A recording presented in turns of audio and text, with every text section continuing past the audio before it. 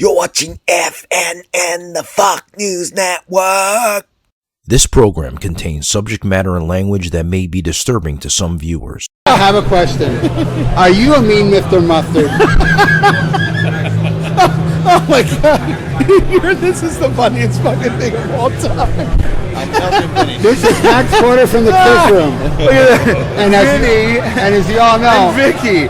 Amazing. That's right. And as you all know, I saved Kiss. You're damn right I did. Viewer discretion is advised. Wow!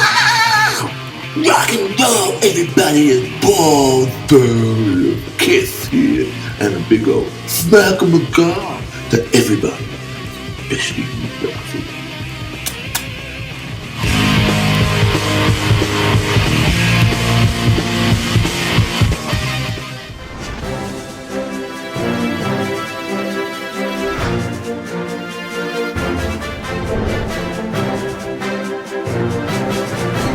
SHMACKEMAGOB, it's time for the only news that matters, and I want to thank XYZ for that Paul Stanley of Kiff SHMACKEMAGOB intro. That was awesome. I mean, the guy even got made up for it and put on the Paul Stanley wig.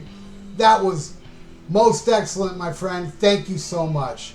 If you want to send a SHMACKEMAGOB intro, send it to this email right here, and I will put it up in order it was received. All right, now let's get into the only news that matters. Ian Gillan was asked for the 20 millionth time if Ritchie Blackmore would ever come back to Deep Purple, and he said no. He said it wouldn't be fun if he would get back, but he also said that him and Ritchie are fine now. They get along. They don't really talk. Like, he sends messages to the manager, and Ritchie's manager sends messages back, and it's all very pleasant. Says that Ritchie doesn't have a phone or a computer, that he lives in like medieval times.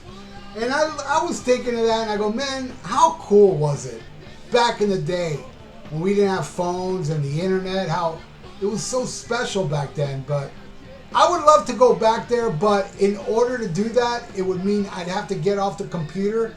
But that would mean I wouldn't be able to bring you the news, the only news that matters, the best news there is, the most important part of your week. And I can't do that to you guys. So I'm going to suffer and stay on the computer. Next story. Roger Waters says former Pink Floyd bandmates were toxic. Says about his ex-Pink Floyd members, referring to them as snotty and snippet because they felt very insignificant. All I know is that Roger Waters to me was Pink Floyd. My favorite album of all time is The Wall, then Animals, and Wish You Were Here, Dark Side Metal. Aside from a couple okay songs, I couldn't get into Pink Floyd without Roger Waters. I consider them pink fraud. And I can't help but think that Roger Waters was a very big problem too to the other members of Pink Floyd. He ain't so innocent here. He was toxic as well. Next story. Sharon Osbourne says of the upcoming biopic about her life with her husband, Ozzy Osbourne, that it will pull no punches. Yeah, right. I'll believe it if they add when Ozzy punched Randy Rhoads in the face, punched Rudy Sarzo in the face, punched Donna Costa in the face. I'll believe it if they show Sharon Osbourne kicking Phil Soussan in the knee right in front of an open casket with Randy Castillo laying in it. I'll believe it if they have the scene of Sharon throwing Mickey D from Motorhead down a flight of stairs. I'll believe it if they talk about how Sharon Osbourne has been cheating behind Ozzy's back for years. Yeah, I can see them add the part of Ozzy cheating on Sharon with a hairdresser, but the fact is that Sharon has been hitting on a lot of band members, and a lot of them screwed her to get further in the industry. This is a fact, people. I've heard it in several different interviews from several different bands. This biopic will be as realistic as that Under the Graveyard music video that Ozzy put out, where they showed a young Sharon Osbourne looking like this, when she actually looked like this at that time. Bottom line, this biopic will be bio bullshit. Next story. Bruce Dickinson wants to sing Iron Maiden Rarities on tour. that's cool and all, man, but I really don't want to see him sing any of those Di'Anno songs. I hate when he sings anything off those first 2 Maiden albums. It just is, it's not the same, man. It's missing that grittiness, pissed off, fire in the belly, snotty vocals that Bruce just can't pull off. But hey, I would love to see him do stuff that they'd never played before, like Sun and Steel, Mother Russia, Alexander the Great, Back in the Village, Flash of the Blade, The Loneliness of the Long Distance Runner. Now that I would welcome. And oh boy, those choppers are something else already. Next story. Here's the first photo of the new Quiet Riot lineup featuring returning bassist Rudy Sarzo. Now, you know, this is not Quiet Riot, but so many bands out there just going around with one member. And, you know, I mean, technically Rudy ain't even an original member, but he was there when Randy Rhoads was there, and he was there during the peak of Quiet Riot. And I'm a huge fan of Rudy Sarzo. He's an amazing bass player, got great stage presence, super nice guy, a Cuban like myself, from South Florida like myself. I ran into him on several occasions, and the guy is pure class. So whatever Rudy Sarzo's involved in, I back him up 100%. I mean, after all these decades, Rudy finally is the main member of a band. Best of luck to Mr. Sarzo. Next story. Ace Frehley's U.S. tour as a support act for Alice Cooper launched on Saturday, September 18th in New Hampshire. And I saw a lot of people complaining about the set list because there was no Frehley's comment on there. You know, he played Rocket Ride, Parasite, Strutter, She, Manic Depression, Never in My Life, Good Times, Bad Times, Detroit Rock City, New York Groove, Shock Me, Cold Gin, Black Diamond, and Deuce. But, you know, honestly, look, as a fan, I agree with a lot of you. I don't think he should be playing stuff like Strutter and, you know, Detroit Rock City and stuff like that.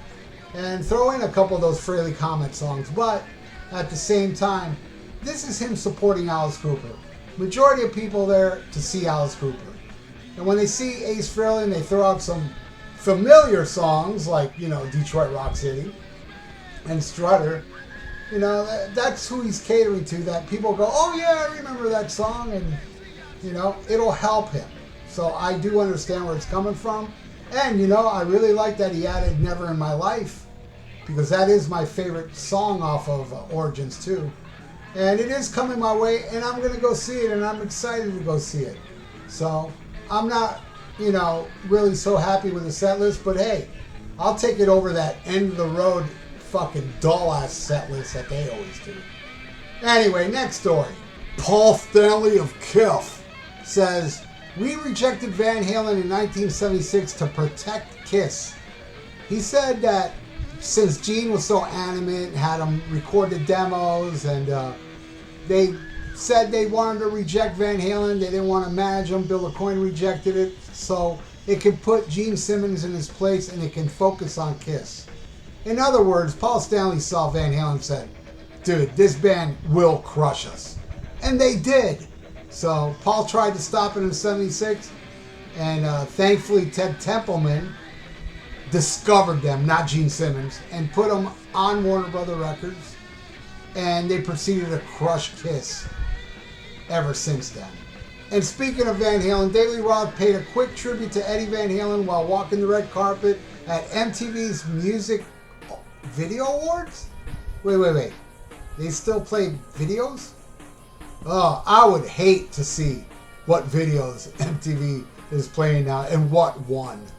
You know, I don't see a lot of people talk about the Video Music Awards anymore, which is a good thing.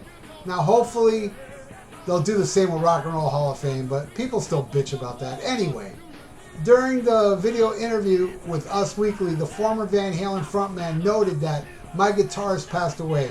He's either in heaven, raised in hell, or he's in hell, consequently in heaven. Read into it as you wish. And he would have said it just like that. And I carry out that spirit deliberately. And in related news, Sammy Hagar is carrying the spirit of Van Hagar pathetically. Next story.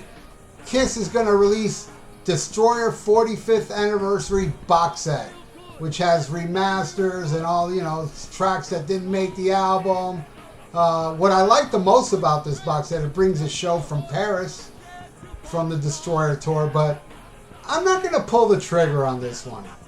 You know, it's $200 and there's no vinyl in it, even though I love CDs, but yeah, it's just something, I don't know. But hey, if you want me to unbox it, somebody out there buy it for me and I'll do it and I'll give you a shout out. I mean, I wouldn't mind owning it, but it doesn't really tempt me to actually buy it. Now, if it was a Rock and Roll Over box set, I'd probably pull the trigger. Or Dressed to Kill, or Hotter Than Hell, or hell, even the first album. I love Destroyer, but it's not my favorite of the 70s, you know. Actually, it's my least favorite of the 70s. But it's still a great album, because I don't think Kiss released any bad albums in the 70s. I think they all rule, excluding some of those solo albums. It's a good album, man, but it's not good enough for me to put down $200 for this box set that has no vinyls either, you know, which is very disappointing. But I know a lot of you out there would want to get it and are going to get it, and I put a big thumbs up for all of you. Enjoy your Destroyer box set, and I'll enjoy it too if somebody buys it for me, because I'm not pulling that trigger. Alright, final story. The ghost of John Lennon was spotted going into a law office filing suit against the guy who prescribed his glasses. Said he would have never married that bed if he had proper glasses on. While he's at it, he should sue that ear doctor that checked his hearing.